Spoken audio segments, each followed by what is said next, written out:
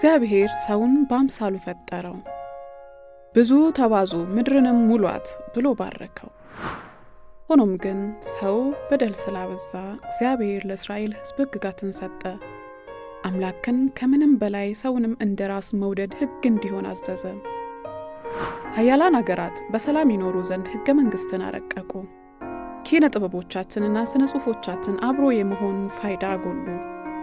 የአምልኮ ስፍራዎች ለሕግ መታዘዝን ሰላም ያመጣል ብለው ሰበኩ። ካቶሊካዊት ቤተ ክርስቲያን በስብከተ ወንጌል በማህበራዊ አስተምህሮዋና ማህበራዊ ስራዎቿ ሁሉ ሰው ለእግዚአብሔር ክብር የተፈጠረ መሆኑን ታስተምራለች። በካቶሊካዊ ሐሳቦች ፕሮግራም የቤተ ክርስቲያናችንን ማህበራዊ አስተምህሮ እና ተግባራት እንቃኛለን።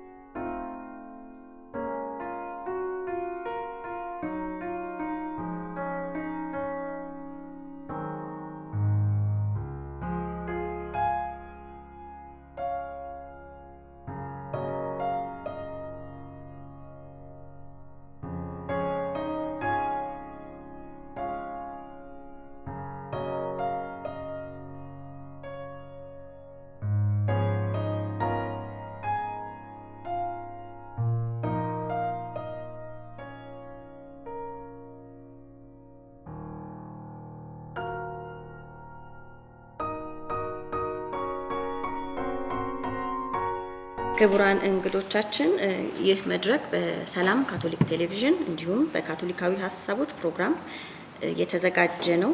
የዛሬው የውይይት መድረካችን ትኩረት የሚያደርገው ርዕሰ ሊቃነ ጳጳሳት ፍራንቺስኮስ ባስተላለፉት የጋራ ቤታችንን የመጠበቅና የመንከባከብ ኃላፊነት ላይ ነው። ውዳሴ ላንተ ወይም ላውዳቶ ሲ በሚል ባስተላለፉት ሐዋርያዊ መልእክት ነው። በዚህ ዓለም አቀፋዊ ጥሪ አበይት ከሆኑት አንኳር ጉዳዮች መካከል ሁለቱን ለዛሬ ለፓነል ውይይት አስተንትኖ ይረዱን ዘንድ መርጠናቸዋል። እነዚህም ስነ ምህዳራዊ መንፈሳዊነት የሚለው አንደኛው ሲሆን ስነ ምህዳራዊ በጎነት የሚለው ደግሞ ሁለተኛው ነው። በእነዚህ ርዕሰ ጉዳዮች ዙሪያ በጥልቀት የምንመክር ይሆናል። የዛሬው ውይይታችን ተፈጥሮን መንከባከብ ሳይንስና ፖሊሲ መፈክር ብቻ ሳይሆን ክርስቲያናዊ ሞራላዊ ግዴታችን ጭምር መሆኑን እንድናስብ የሚረዳን ነው የሚል ሙሉ ተስፋ አለን እንዳዘጋጆች። ስለዚህም ወደ መጀመሪያው የፓነሊስታችን ስናልፍ ክቡር አባ ኃይለ ገብርኤል መለቁን በጥቂቱ ለማስተዋወቅ እወዳለሁ። ክቡር አባ ኃይለ ገብርኤል መለቁ ዶክተር አባ ኃይለ ገብርኤል መለቁ የቴዎሎጂ መምህር ናቸው። በካፑችን ማህበር የፍልስፍናና ቴዎሎጂ ተቋም ውስጥ መምህር ናቸው። እንዲሁም በካፑችን ማህበር የልማት ቢሮ አስተባባሪ ሆነው በማገልገል ይገኛሉ ቤተክርስቲያንን። እንዲሁም ዓለም አቀፍ ካቶሊካውያን በኢትዮጵያ ለሆኑት ቆሞስ ሆነው እያገለገሉን ይገኛሉ።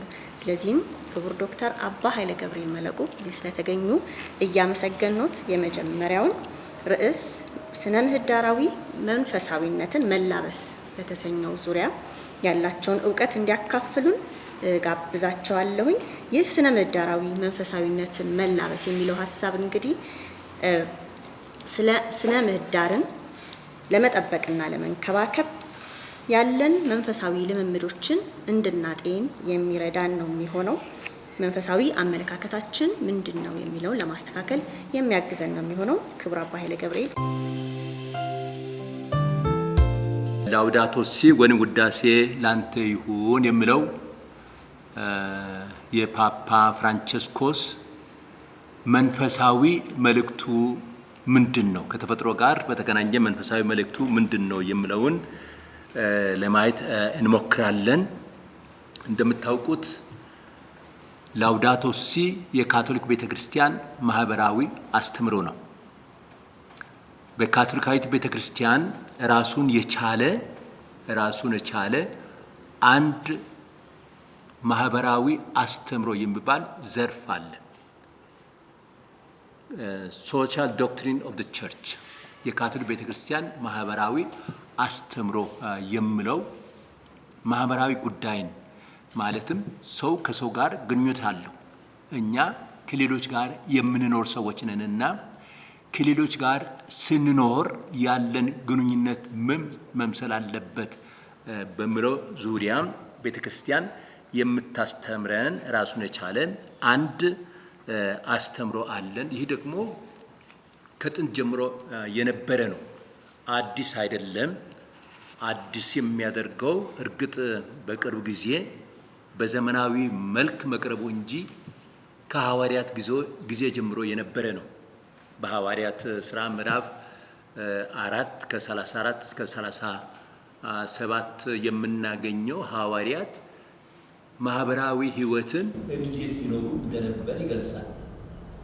የጋራ ነበር ንብረታቸው፣ የሚቸገር ምዕመን አልነበረምና እንግዲህ መሰረቱ የመጀመሪያዎቹ ክርስቲያኖች ህይወት ነውና ከዛ በመነሳት ቤተክርስቲያን ሐዋርያዊ መልእክቶችን ወይም ሰውን በሚመለከት መልእክቶችን ታስተላልፋለች። ይህ ማለት ሰውን በሚመለከት ስንል የሰው ህይወት ክቡርነት ወይም የሰው ልጅ ዲግኒቲ በሚመለከት ስለ አብሮነት፣ ስለ ፖለቲካ፣ ስለ ኢኮኖሚ፣ ስለ ማህበራዊ ኑሮ፣ ስለ እያንዳንዳችን መብቶችና ግዴታዎች፣ ድሆችን ስለ ማስቀደም፣ ስለ ስራም ታስተምራለች። እርስ በርስ መተጋገዝ እንዳለብን ወይንም ሶሊዳሪቲ ስለምንለው ታስተምራለች። በሁሉ ቦታ አሳታፊ በሆነ አሰራር እንድንሰራ፣ ይሄ እንግዲህ በሲኖዶሳዊት ቤተክርስቲያን ጉዞ ላይ ያየነው ነው። አሳታፊነት የሚለው እንደ አንድ ርዕስ የተመለከትነው ነው። ይሄም የቤተክርስቲያን አንደኛው ጉዳይ ነው። እንዲሁም ደግሞ ስለ ጋራ ጥቅም፣ በሌሎች ጉዳዮች ጣልቃ አለመግባት፣ በመጨረሻም ተፈጥሮን መንከባከብ፣ እንደዚህ የመሳሰሉ ነገሮች ካቶሊካዊት ቤተክርስቲያን የምታስተምራቸው ማህበራዊ አስተምሮች ናቸው። ዋናዎቹ እነዚህ ብቻ አይደሉም። ከዚህም ሌሎችን መጨመር ይቻላል። ዋናዎቹ እነዚህ ናቸው። የካቶሊካዊት ቤተክርስቲያን ማህበራዊ አስተምሮ ታሪክ አለው። ባጭሩ ለማየት እንድንችል እንዳልኳችሁ ይሄ ከጥንት ጀምሮ የነበረ ቢሆንም በ1891 ዓመተ ምህረት ፓፓ ሌዮ 13ኛ የተባሉቱ በወቅቱ የነበረው ትልቅ ችግር የሚታይ የነበረው የሰራተኞች ሁኔታ ነበር። ሰራተኞች ሰርተው ለቤተሰብ መተዳደሪያ የሚሆን በቂ ክፍያ አገኙም ነበር። ይህ ጉዳይ አሳሳቢ ነበር። ኢንዱስትሪያል ሬቮሉሽን የሚባለው ወይም ፋብሪካዎች መቋቋም ከተጀመሩ በኋላ ስራዎች በፍጥነት መሰራት ጀመሩ። ሆኖም ግን ሰራተኛው ይበደል ነበርና በዚያን ጊዜ ነው እንግዲህ የመጀመሪያውን ሐዋርያዊ መልእክት እንዲሁም ደግሞ ማህበራዊ አስተምሮ ተብሎ የሚጠራውን መልእክት ያስተላልፉት። ያ መልእክት አዳዲስ ነገሮች ተብሎ ይጠራል። በአማርኛ ስንተረጉም አዳዲስ ነገሮች ተብሎ ይጠራል። ሬሩም ኖቫሩም ይሉታል። ሬሩም ኖቫሩም ይህ መሰረተ ድንጋይ የተጣለበት ሐዋርያዊ እና ማህበራዊ መልእክት ማለት ይቻላል። ወይም የመጀመሪያው መልእክት በካቶሊካዊት ቤተክርስቲያን በዘመናችን የመጀመሪያው መልእክት አዳዲስ ነገሮች ወይም ሬሩም ኖቫሩም የሚለው መልእክት ነው። ስለዚህ ለሰራተኞች ጠበቃ በመሆን የጻፉት መልእክት ነው እና ከዚያን ጊዜ ጀምሮ እንግዲህ በርካታ መልእክቶች ተጽፏል። እንደምናውቀው ባለፈው ዓመት ግንቦት 8 2025 እንደ አውሮፓ አቆጣጠር የተመረጡት የካቶሊካዊት ቤተክርስቲያን ርዕሰ ሊቃነ ጳጳሳት የሆኑት ሮበርት ተብሎ ይጠሩ የነበሩ የጵጵስና ስም ለመምረጥ ሲፈልጉ ፓፓ ሌዮ 14ኛ ተብሎ ተጠሩ ወይም መረጡ። ይህንም ያደረጉበት ፐርፐዝ ነው፣ ዓላማ ስላላቸው ነው። ለመምሰል የፈለጉት ወይንም አራያን ለመከተል የፈለጉት የፓፓ ሌዮ 13ኛ መርህ ለመከተል ስለፈለጉ ስማቸውን ሌዮ 14ኛ ብሎ ወሰዱ እና የአሁኑ ወይንም ቤተክርስቲያናችን የሚመሩ ርዕሰ ጳጳሳት ስማቸው ፓፓ ሌዮ ይባላል እና ከመጀመሪያው ኢንሲክሊካል ወይንም ማህበራዊ ጉዳዮችን በሚመለከት በካቶሊካዊት ቤተክርስቲያን ኢንሲክሊካልስ ማለት የርዕሰ ጳጳሳት መልእክት ማለት ነው። የጳውሎስ መልእክት እንደምንለው፣ የጴጥሮስ መልእክት እንደምንለው የፓፓ መልእክትም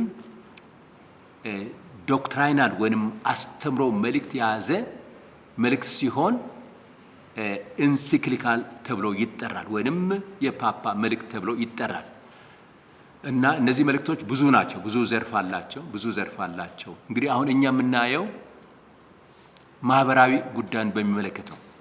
ስለዚህ ከሬሩም ኖቫሩም ወይንም ከአዳዲስ ነገሮች ጀምሮ እስካሁን ድረስ በአጠቃላይ 16 መልእክቶች አሉን። 16 ማህበራዊ ጉዳዮችን የሚመለከቱ መልእክቶች አሉን። እነዚህም እንግዲህ ፓፓ ሌዮ አንድ መልእክት ሰጥቶናል።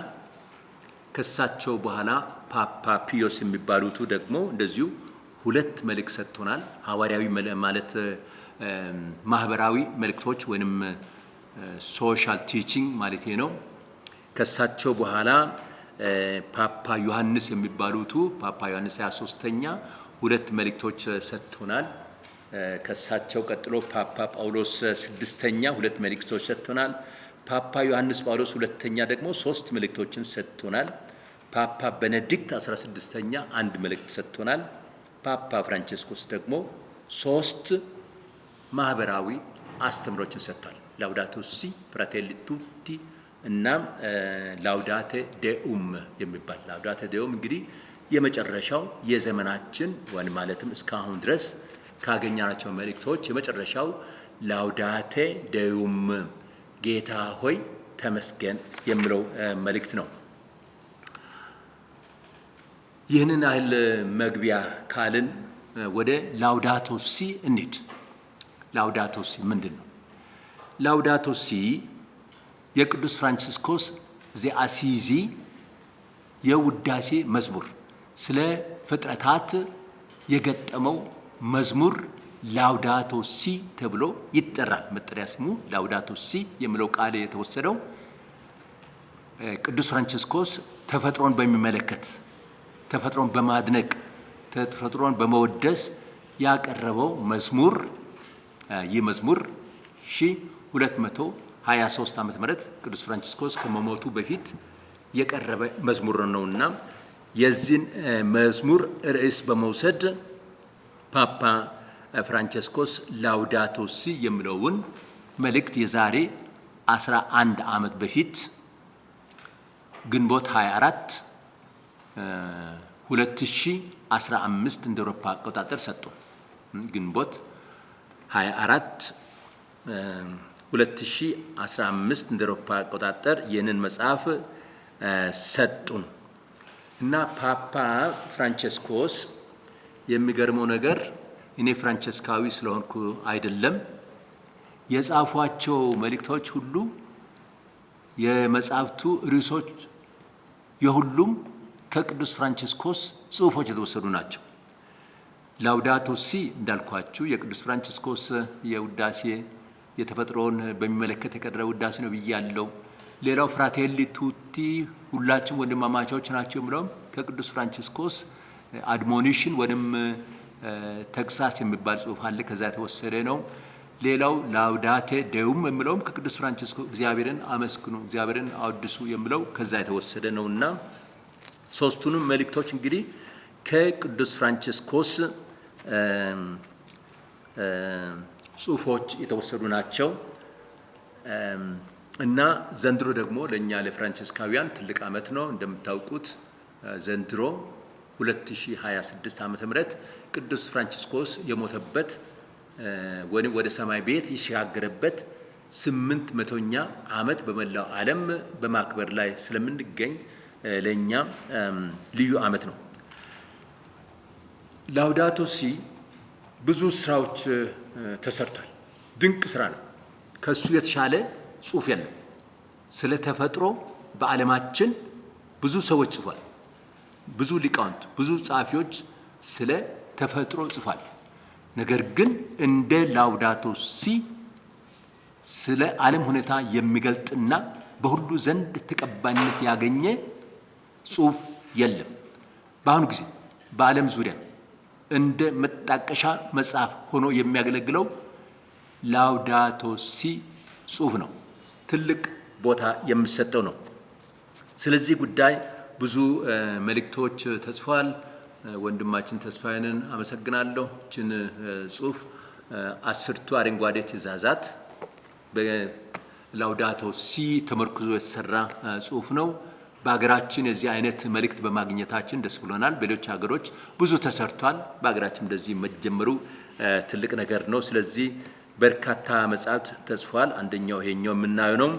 ይህ መጽሐፍ ደግሞ በአማርኛም ተተርጉሟል። ውዳሴ ላንተ ይሁን የሚለው ላውዳቶ ሲ በአማርኛ ተተርጉሟል። በዚህ ላውዳቶ ሲ ዙሪያም ብዙ አውደ ጥናቶች ተከናውኗል። ብዙ ስራዎች ተሰርተዋል። ብዙ ስብሰባዎች ተከናውኗል። በዓለም አቀፍ ደረጃ በኢትዮጵያ ደረጃም በርካታ ስብሰባዎች ተከናውኗል። በአሁን ጊዜም በሶሻል ሚዲያ በርካታ መልእክቶች በዚህ በላውዳቶ ሲ ዙሪያ እየተከናወኑ ነው።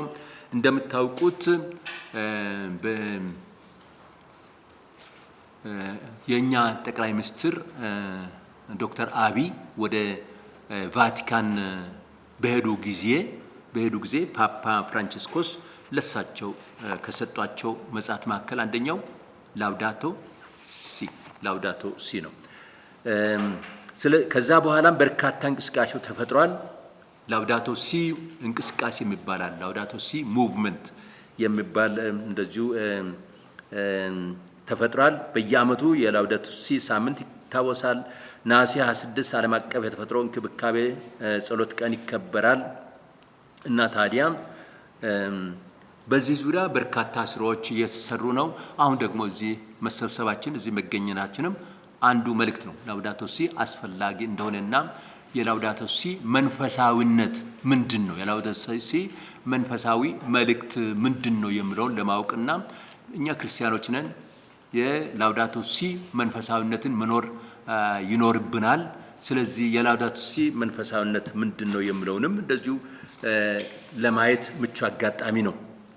መጽሐፉ ወይንም ላውዳቶ ሲ 6 ምዕራፎች አሉት። 6 ምዕራፎችን ያካተተ ነው። መጀመሪያው የጋራ ቤታችን ምን ይመስላል?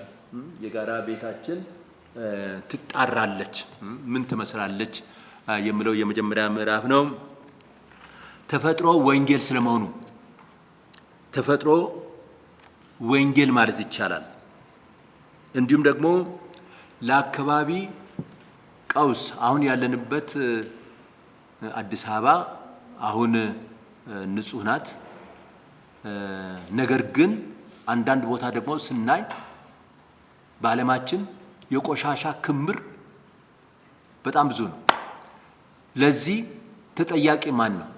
ሶስተኛው ምዕራፍ ለዚህ ተጠያቂ የሰው ልጅ እኛ መሆናችንን ይነግረናል። የሰው ልጅ ዓለምን እንደፈለገ ስለበዘበዛት ስለ ጎዳት እንዲያው መጀመሪያው ምዕራፍ ላይ ትጮሃለች ይላል፣ ወደ እግዚአብሔር ትጮሃለች ይላል። እና ከዛ ደግሞ ምዕራፍ 4 ሁለንተናዊ ስነ ምህዳር፣ አምስተኛው ምዕራፍ መወሰድ ስላለባቸው ስራዎችና በመጨረሻ ዛሬ አሁን እኛ የምንመለከተው ስለ አካባቢ ማስተማርና መንፈሳዊነት ለሚመለከት ነው።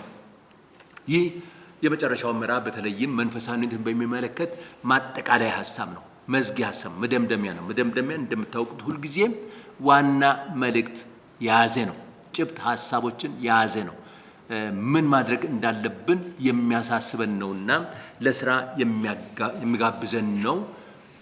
ተፈጥሮንና የጋራ ቤታችንን እንዴት አድርገን መንከባከብ እንዳለብንና እንዲሁም ደግሞ ምን ማድረግ እንዳለብን የሚያሳስብ ነው። ከማሳሰቢያዎቹ አንደኛው እንግዲህ በርከት ያሉ ማሳሰቢያዎችን ሰጥቶናል። 7 ወይም 8 ማሳሰቢያዎች አሉን። ምን አይነት እቺን መሬታችንን ውብ መሬታችን ድንቅ የሆነችውን የእግዚአብሔር ስጦታ የሆነችውን አሁን በመበላሸት ላይ ያለችውን እንዴት አድርገን በመንፈሳዊነት መጠቀም አለብን በሚለው ዙሪያ አንድ ቀለል ያለ ያኗኗር ዘይቤ መኖር። በዓለማችን መሻቶቻችን ብዙ ናቸው። ብዙ ነገር እንመኛለን። ኮንሱመሪዝም በቃ ሁሉ ነገር አምጣ የሚል ባህል ነው ያለነውና የመጀመሪያው ምክር መጠነኛ ኑሮ እንኑር፣ በልክ እንኑር፣ ራስ ወዳድነትን እንተው። እናም ይሄኛው አንደኛው ምክር ነው። ሁለተኛው ማስተማር በሰው በእግዚአብሔርና በተፈጥሮ መካከል ስላለው ግንኙነት ማስተማር ያስፈልገናል። መሬታችን ውብ እንደሆነች፣ እንደተጎዳች፣ እንደምትጨው ከእግዚአብሔር ከተፈጥሮ ከሌሎችና ከራሳችን ጋር መግባባትን መፍጠር እንዳለብን ማስተማር ያስፈልጋል። በተገኙ አጋጣሚዎች በመዋዕለ ሕፃናት፣ በትምህርት ቤት፣ በቤተሰብ፣ በሚዲያ አሁን ዛሬ እንደምናደርገው በትምህርተ ክርስቶስ፣ በቤተ ክርስቲያን ስለ አካባቢ መናገር ማስተማር የሁሉም ኃላፊነት ነው። የእያንዳንዳችን ለተወሰኑ ሰዎች ብቻ የምተው አይደለም፣ የሁሉም ኃላፊነት ነው። ሌላው ሶስተኛው መለወጥ እንዳለብን ያሳስበናል። መለወጥ ኮንቨርሽን ሙሉ በሙሉ መለወጥ እንዳለብን ያሳስበናልና እንዲያውም በዚህ መጽሐፍ ላውዳቶ ሲ 214ኛው ፓራግራፍ ላይ ምንድነው የሚለው? በረሃው እየሰፋ ነው የሚሄደው። በረሃው የሚሰፋበት ምክንያት የውስጥ ድርቀት እየሰፋ በመሄዱ ነው። በረሃ የተስፋፋው የውስጥ በረሃም ስለተስፋፋ ነው ይላልና ስለዚህ ውስጣዊ ለውጥም ያስፈልገናል። ወንድማችን ተስፋዬ እንዳለው ከገደል አፋፍ ከመውደቃችን በፊት ለመቆም ከፈለግን ስነ ምህዳራዊ ለውጥ ያስፈልገናል። ይሄ የፓፓ ዮሐንስ ጳውሎስ ዳግማዊ አባባል ነውና ይሄ እንግዲህ ወደ ገደል አፋፍ እየገባን ነው። ስለዚህ እንጠንቀቅ ነው። ስለዚህ የኢየሱስ ተከታዮች የሆንን ክርስቲያኖች የኛ ህይወት ከተፈጥሮ ጋር ባለን ግንኙነት መንጸባረቅ አለበት።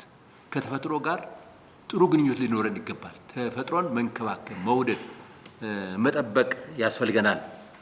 ስለዚህ በተፈጥሮ ላይ ያደረስነው በደል ብዙ ስለሆነ ተገንዝበን ተጸጽተን ንስሐ መግባት ያስፈልገናል። ኮንቨርሽን ያስፈልገናል። ተጸጽቶ መመለስ ማለት ስለ ተፈጥሮ እግዚአብሔርን ማመስገን ማለት ነው። ተፈጥሮን በእንክብካቤ መያዝ ማለት ነው።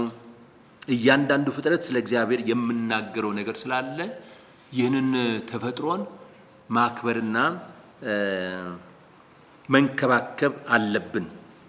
ሌላው አራተኛው ነጥብ እኛ ማድረግ የምንችለው ወይንም እኛ መንፈሳዊነት ማካተት ያለበት ውስጣዊ ሰላምንና ደስታን ነው። ይህ ሰነድ አሁን የሚለው ምንድነው? ጥቂት ትልቅ ነገር ነው ይላል። ጥቂት ትልቅ ነገር ነው ይላል። ያ ማለት ነው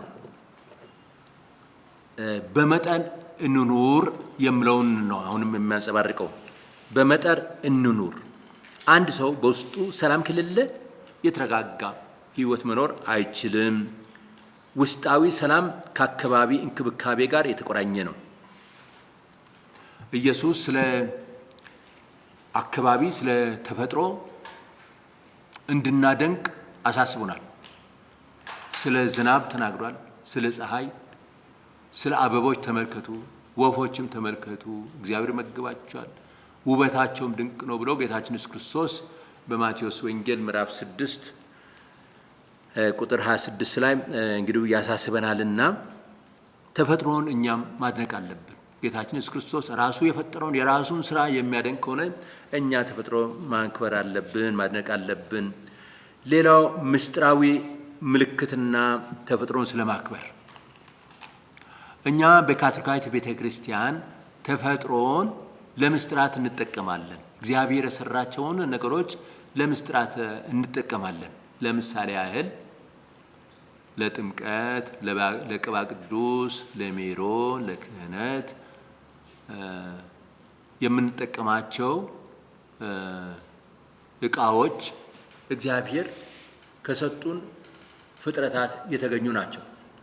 ውሃን እንጠቀማለን፣ ዘይት እንጠቀማለን፣ እሳት ሻማ እንጠቀማለን። እንዲሁም ደግሞ ቤተክርስቲያን ውስጥ የምንለብሳቸው አልባስም ቀለማት ከተፈጥሮ የተወሰዱ ናቸው። ልዩ ልዩ ውብ ቀለማት አሉና እነዚህ ሁሉ እንግዲህ የሚያሳዩን እግዚአብሔርን ክብር፣ የእግዚአብሔርን ተፈጥሮ እንድናደንቅ ነው። ሌላው ጌታችን ኢየሱስ ክርስቶስ ለኛ ራሱን በቅዱስ ቁርባን ይሰጠናል። ትልቁ ምስጢር ቅዱስ ቁርባን ነው። ቅዱስ ቁርባን ከወይንና ከስንዴ ፍሬ የተሰራ ነው። እግዚአብሔር እንግዲህ ተፈጥሮን ምን ያህል ከፍ እንዳደረገው የሚያሳይ ስለሆነ ምስጢራትም የቤተ ክርስቲያን ምስጢራት የምንላቸው ከተፈጥሮ ጋር ቁርኝት አላቸው፣ አንድነት አላቸውና እንግዲህ ትልቁ ምስጋና ለእግዚአብሔር የምናቀርበው በቅዱስ ቁርባን አማካይነት ነው።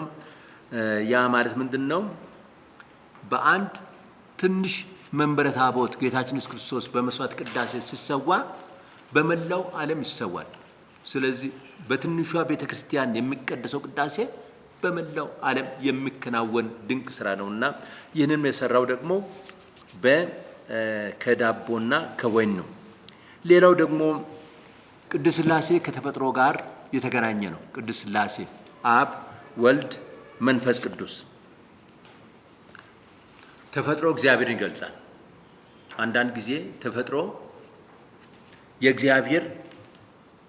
እግዚአብሔርን የሚገልጽ መጽሐፍ ተብሎ ይጠራል። ተፈጥሮ እግዚአብሔርን የሚገልጽ መጽሐፍ ተብሎ ይጠራል።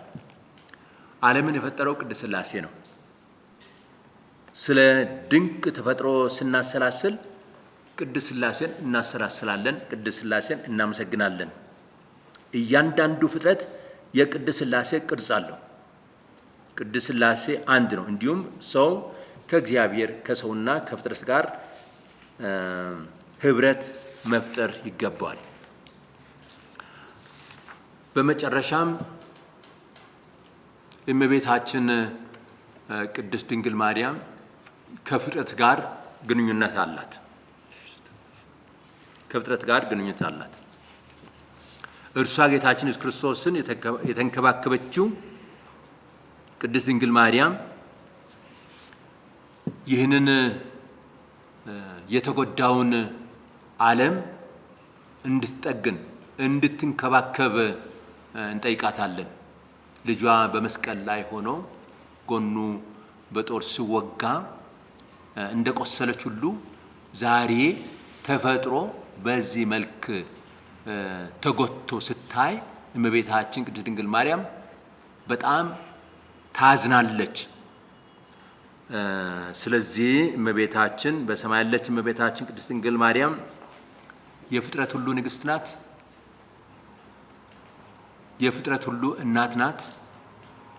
ስለዚህ ይህንን ዓለም በጥበብ እንድትመለከት እንጠይቃታለን። ይህ መጽሐፍ ሲዘጋ በልማድ ማንኛውም ጽሑፍ ሲዘጋ በእመቤታችን ማርያም ስም ነው አርዕስተ ሊቃነ ጳጳሳት የሚዘጉት።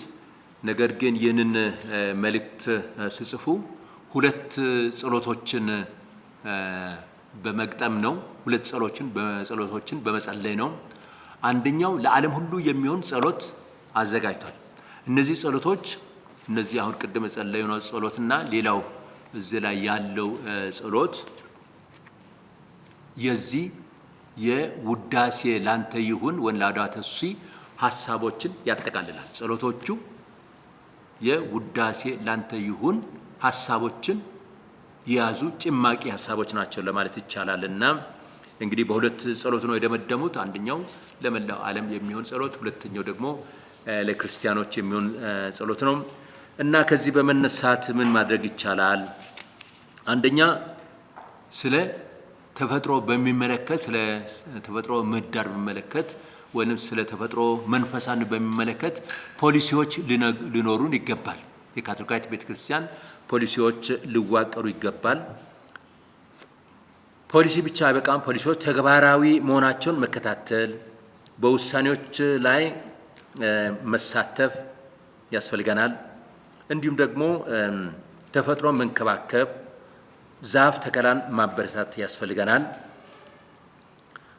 ስለ አካባቢ ጉዳይ ስልጠና መውሰድ ያስፈልጋል። ስለ አካባቢ ጉዳይ ስልጠና መስጠት መሳተፍ ይገባናል። ሌሎች ደግሞ ስለ ተፈጥሮ በሚመለከት ዓለም አቀፍ ቀናት አሉ። የተወሰኑ በኢንተርናሽናል ደረጃ ይሁን በቤተክርስቲያን ደረጃ የተመደቡ ዓለም አቀፍ ቀናት አሉ። እነሱን ማክበር ይቻላል። ዓለም አቀፍ የአካባቢ ቀን ሰኔ 5 ይከበራል። የመሬት ቀን ሚያዝያ 22 ይከበራል። የላውዳቶ ሲ ቀን ግንቦት 24 ይከበራል። እንዲሁም ደግሞ ነሐሴ 27 ስለ ተፈጥሮ ጸሎት የሚደረግበት ቀን ይከበራል እና ስናጠቃልል እኛ ተፈጥሮን አናመልክም፣ ነገር ግን ውበቱን እናደንቃለን፣ እንንከባከባለንም። ስለ ተፈጥሮም እግዚአብሔር እናመሰግናለን።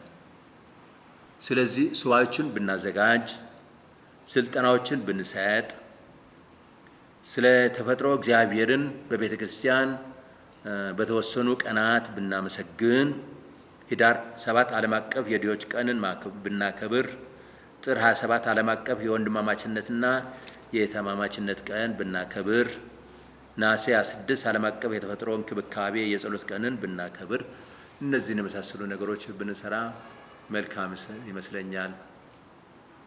ስላዳመጣችሁኝ አመሰግናለሁ።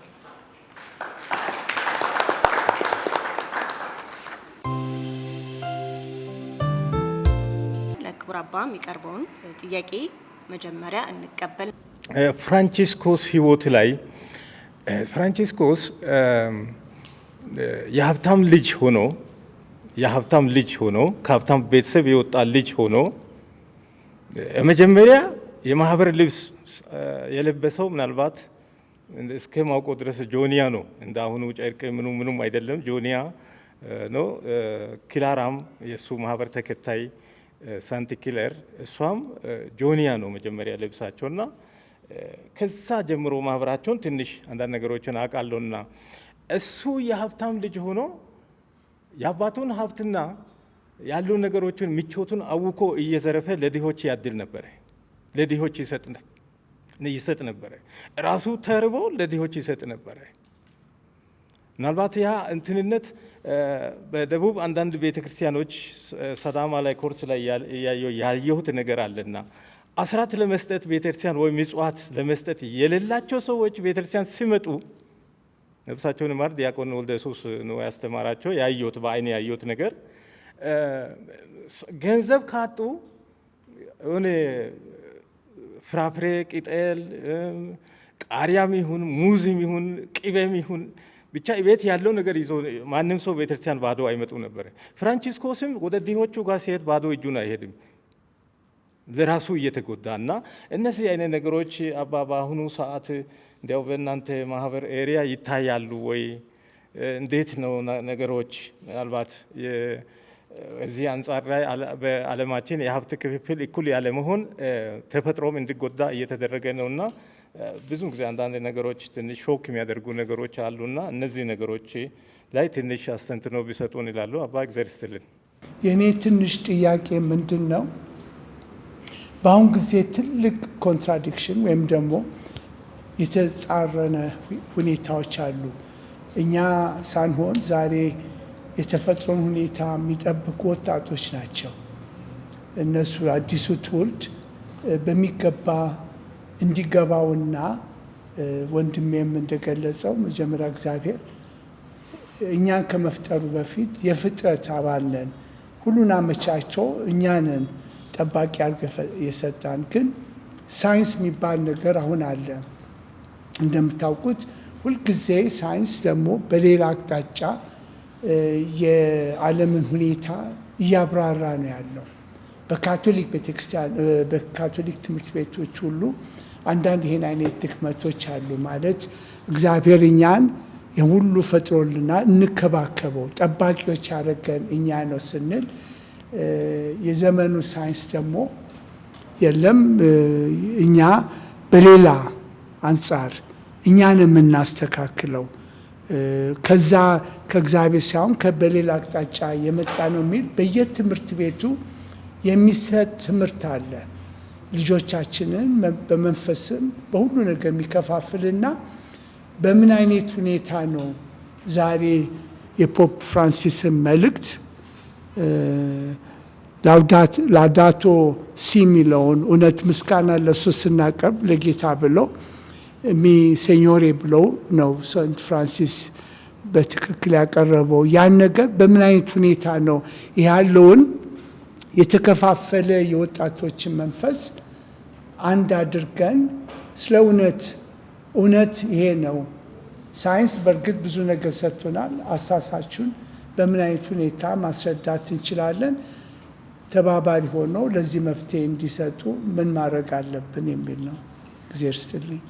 አመሰግናለሁ። ዛሬ ከዚህ ትምህርት ተነስተን ይሄ ጉዳይ በእውነት በጣም ደስ የሚል ነገር ነውና ይህንን ለእያንዳንዱ ለሚመለከተው አካላትም ግንዛቤ ተፈጥሮ ወደ የሚያስፈልገው ጉዳዮች ላይ ተፈጥሮንም በማንከባከብ አካባቢ ጥበቃ ዙሪያ ላይም የሚመጣብን ችግሮች እንዳይደርስብን ሁላችንም ኃላፊነት ወስደን ከቤት ጀምረን ካሁን ሰዓት ጀምረን መቀጠል እንዳለብን ነው እኔ የተገነዘብኩትና ትንሽ ግንዛቤ እኔ ሲጀመር ገጠር ልጅ ነበርኩኝ።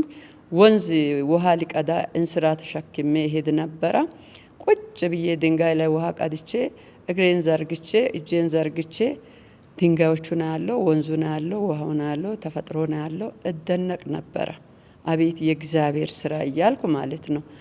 ምክንያቱም እግዚአብሔር በልጅነትም የሆነ ተልእኮ የሰጠኝ ይመስለኝ ነበረ በእውነት ይሄ ሁሉ ታሪክ ከዛ የሆነ ነገር ውስጥ ሊገባ አልኩና አቤት የእግዚአብሔር ስራ የሱ ስራ ድንቅ መሆኑን በጣም ትኩረት ወስጄ እገነዝብ ነበረና ይህንን ያደረገልንን እግዚአብሔርን አመሰግን ነበረ። ለሁሉም ነገር እግዚአብሔር ስም የተመሰገነ ይሁን እላለሁ። አመሰግናለሁ። ክቡር አባ ለተነሱት ጥያቄዎችና የማብራሪያ ሀሳቦች ድሉን ላባ ሰጣለሁ። ስለ አስተያየቶችና ጥያቄዎች አመሰግናለሁ። ከአንዳንድ ምዕመናን በተለያዩ አጋጣሚዎች እንገናኝ ነበር። ስለ ቤተ ክርስቲያን ግንዛቤ ያላቸው የቤተ ክርስቲያን ሰነዶችን የሚያውቁ ምዕመናንን ማግኘት በእውነቱ ደስ ይላል። ቅድም እንግዲህ የመጀመሪያው ጥያቄ ካቴኪስት ኃይለማርያም እንግዲህ ሰነዶችን እየጠቀሰ ቨርቡም ዶሚኒ ከዛ ደግሞ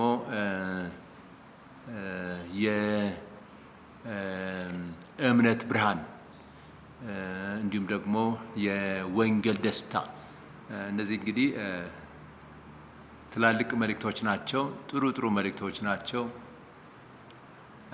ከብዙ ጊዜ በፊት የወጡ ናቸው እና ቨርቡም ዶሚኒ በፓፓ ቤኔዲክት የወጣ መልእክት ነው። ስለ ቃል እግዚአብሔር የምናገር ነው።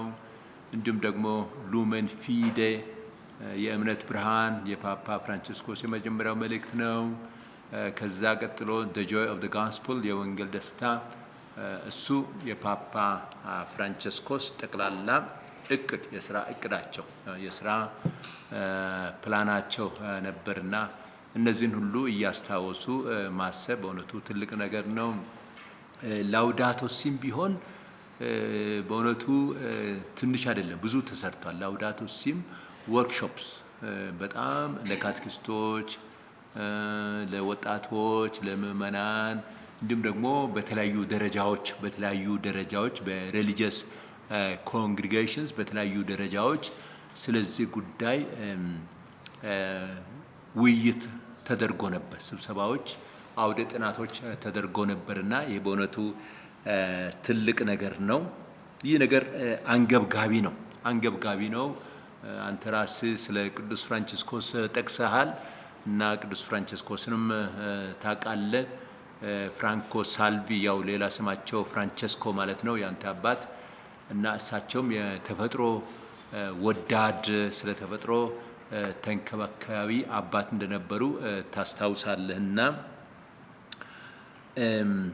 እንግዲህ በምንድን ነው እኛ ተፈጥሮን መውደድ የምንችለው ተፈጥሮን መንከባከብ የምንችለው የምለው እንደ ቅዱስ ፍራንቺስኮስ መሆን ብንችል ፓፓ ፍራንቺስኮስም ቅዱስ ፍራንቺስኮስን ለመምሰል እንደሞከረ ቅዱስ ፍራንቺስኮስን የቅዱስ ፍራንቺስኮስ ስም ወሰደ ብያለሁ። በሱ መንፈስ መልእክቶችን ጻፍ ብያለሁ። ከዛ ደግሞ ቅዱስ ፍራንቺስኮስ ለተፈጥሮ ያለው ፍቅር ልዩ ነበር። እንደጠቀሰው አንዳንድ ፍጥረታትን ወንድም ይላቸዋል። እንደ እሳት፣ እንደ ፀሐይ፣ እንደ ወፎች ያሉትን ወንድሞች ይላቸዋል። አንዳንዶችን ደግሞ እህት ይላቸዋል። እንደ ውሃ ያሉትን እንደ ሞት ያሉትን እህት ይላቸዋል። ሌሎችን ደግሞ እንደዚሁ እናት ይላታል። መሬትን እናት መሬት ይላታል እና ይሄ በጣም ልዩ ፍቅር የነበረው ሰው ነበረ እና ፍራንቺስኮስን መምሰል ይቻላል ወይ? ይቻላል። እሱ የዛሬ 800 ዓመት በፊት ይህንን ያህል ፍቅር ለፍጥረት ከነበረው እንዳሁን እንደ ዘመናችን እኮ ግንዛቤ አልነበረም። ስለ ተፈጥሮ ያን ያህል ግንዛቤ ባልነበረበት፣ ዓለማችን ባልተጎዳችበት፣ ዓለማችን ባልተበከለችበት በጥሩ ዘመን የኖረ ሰውዬ ለተፈጥሮ ከኛ የበለጠ ግንዛቤና እንክብካቤ ይሰጥ ነበር የሚባለው በመንገድ ላይ ትል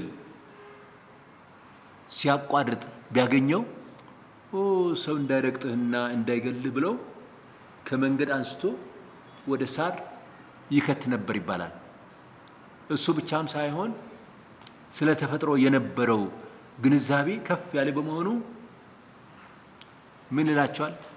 መሬት ሁሉ አይታረስ፣ ሳር ሁሉ አይታጨድ፣ የተወሰነ ቦታ ዝም ብሎ ይቆይ፣ ዝም ብሎ አይነካም፣ በቃ አይነካም፣ ዛፍም አይቆረጥ፣ ሳርም አይታጨድ፣ ዝም ብሎ ተፈጥሮ ስለሆነ ይቆይ ይል ነበርና እንግዲህ እንደዚህ አይነት መንፈስ ቢኖረን የቅዱስ ፍራንቺስኮስ አይነት መንፈስ ቢኖረን መልካም ነው። ሌላው ደግሞ ያው ምጽዋትን በሚመለከት ካህን ምጽዋት በዛ አነሰ አይልም። የቀረበውን ምጽዋት ተቀብሎ እግዚአብሔርን አመስግኖ ይሄዳል። በምጽዋት አይለካም። ቅዳሴ ሐሳብም ቢሆን ቅዳሴ ቀድስልኝ ብሎ አንድ ሰው ቢጠይቅ እንዲያው ገንዘብ የለኝም ብልም ቅዳሴ መቀደስ አለበት።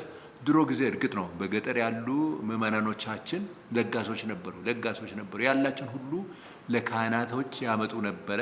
አሁንም ቢሆን ለካህናት የሚያስፈልጋቸውን ያቀርቡ ነበረ እና አጋጣሚ ሆኖ ዓለም አቀፍ ካቶሊካውያን ቆሞስ እንደመሆነ መጠን አንዳንድ ነገሮችን ሳይ የውጭ አገር ምእመናን ከኛ መባን በሚመለከት ከፍ ያለ ግንዛቤ እንዳላቸው አያለሁ። ከፍ ያለ ግንዛቤ እንዳላቸው አያለሁ። ምናልባት የኑራቸው መሻሻል ይሆን አላቅም፣ ግን መባን በመስጠት በመሳተፍ ካህናትን በመርዳት ከኛ ከፍ ያለ ግንዛቤ እንዳላቸው አያለሁ። ነገር ግን በእኛም በእውነቱ የእኛ ምእመናንም ጥሩ ናቸው፣ ማመስገን አለብን።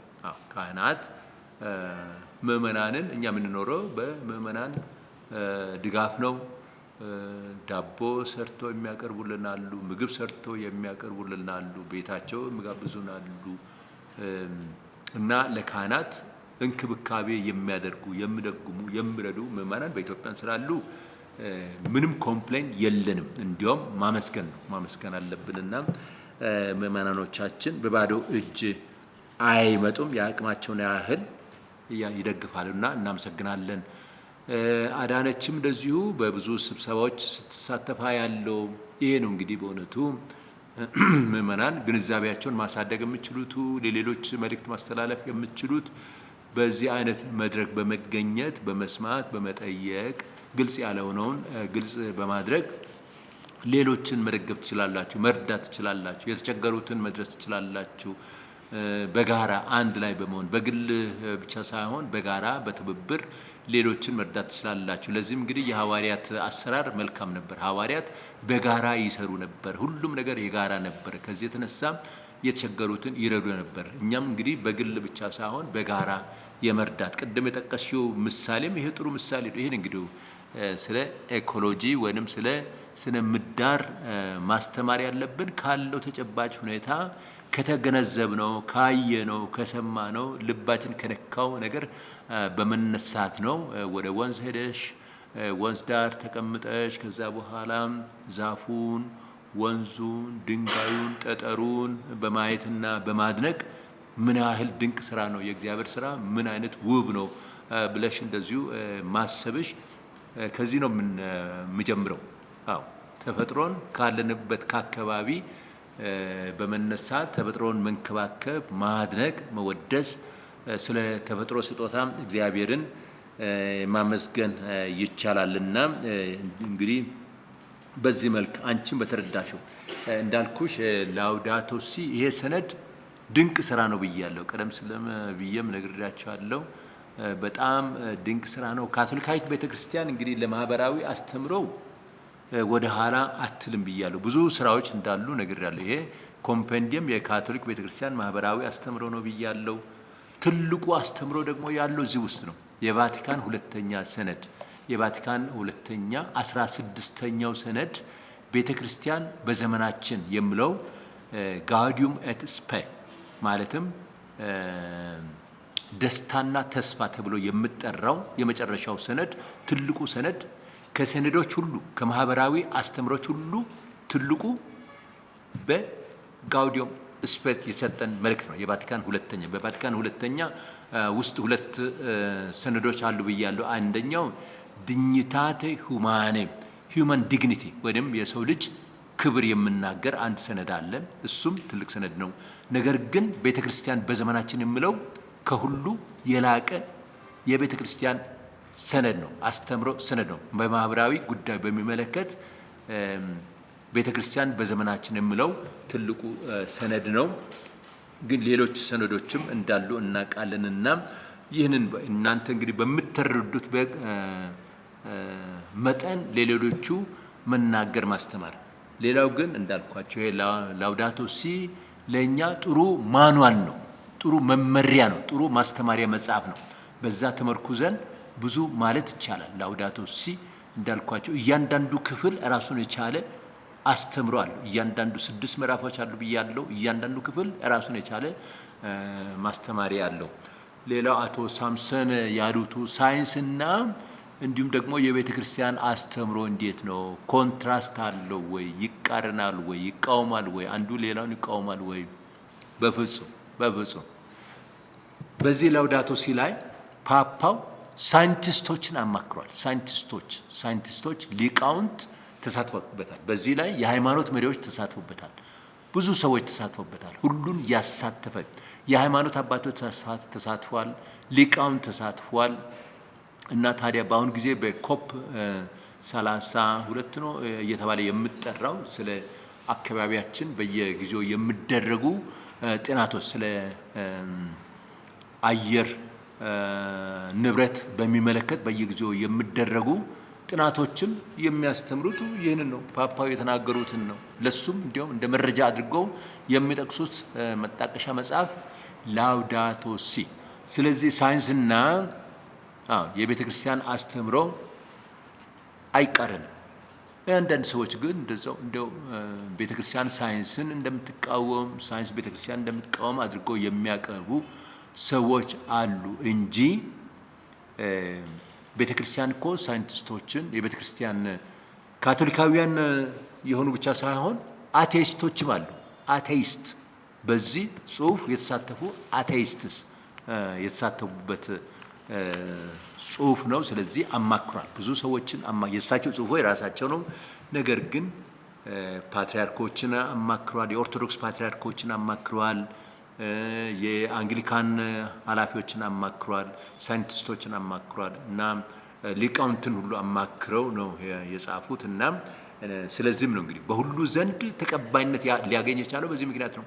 በሁሉ ዘንድ በካቶሊኮችም ካቶሊክ ባልሆኑ ሰዎችም ዘንድ ተቀባይነት ሊያገኝ የቻለው በዚህ ምክንያት ነውና ይሄ ከእንትን ጋር ከሳይንስ ጋር የሚቃረን አይደለም ለማለት ነው። አቶ ሳምሰን